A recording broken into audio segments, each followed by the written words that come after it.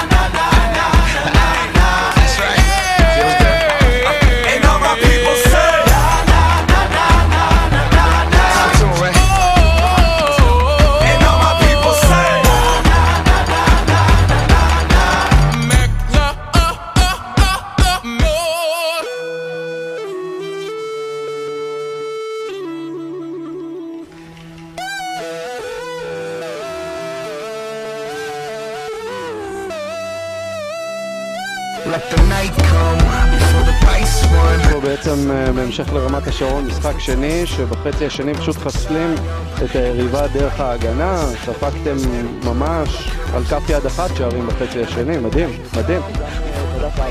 אני חושב שגם בחצי הראשון שיחקנו הגנתית טוב, פשוט ההתקפה שלנו הייתה רעה בחצי הראשון, וגם אחוזי סיומת פחות טובים. בחצי שני עלינו קצת יותר מפוקסים, עדיין יש עדויות, אתה יודע, בדקות שלא הלכנו בחצי ראשון היינו מאוד עצבניים, מאוד לחוצים, וזה עדיין סימפטום שאנחנו צריכים להשתחרר מהם, ועדיין ניצחנו יריבה, קבוצה שניצחה אותנו השנה פעמיים, קבוצה שיש לה היררכיה, קבוצה טובה. אני חושב שדניאל פרידמן עשה עבודה טובה, אמנם הוא זרק 3 כדורים, 3 נכנסו. יוליאן ממשיך לתת תצוגות טובות. אני חושב שבהגנה אנדרי ופיליפ היו טובים, נדב רובין היה מצוין היום בהגנה. גל, אתה רואה שהוא נכנס לעניינים, אמנם בהתחלה הוא היה קצת פחות מרוכז, אבל הוא נכנס לעניינים.